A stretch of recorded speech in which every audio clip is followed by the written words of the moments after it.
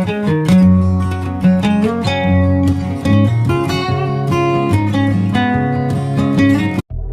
మనం ఒక చిన్న కుందేలు పెద్ద సింహాన్ని ఎలా కాపాడుతుందో తెలుసుకుందాం. ఒక దట్టమైన అడవిలో చిన్న జంతువులు మాత్రమే నివసించే ఒక ప్రాంతం ఉండేది.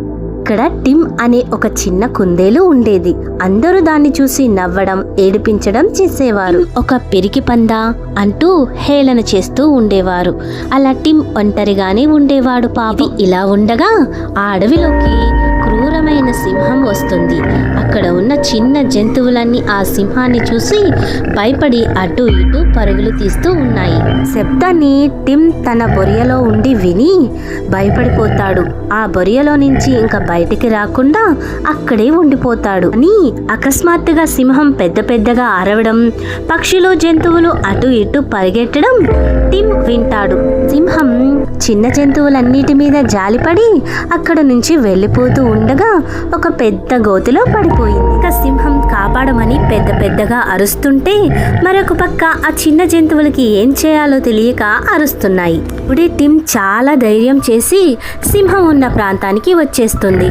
సింహం గోతిలో పడటం గమనించిన టిమ్ వెంటనే బలమైన ఒక పెద్ద తీగను తెస్తుంది. చేస్తున్న పనిని చూసిన చుట్టూ ఉన్న చిన్న జంతువులన్నీ ఒక్కసారిగా ఆశ్చర్యపోతూ ఉంటాయి.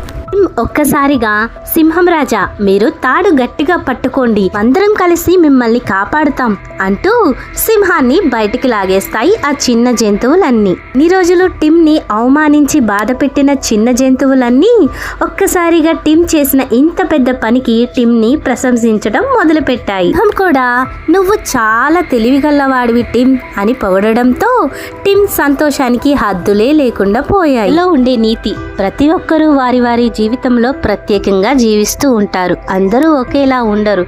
అలా అని అందరూ పిరికి వాళ్ళు కాదు కదా. మీకు ఎలా అనిపించిందో ఖచ్చితంగా కామెంట్ చేయండి.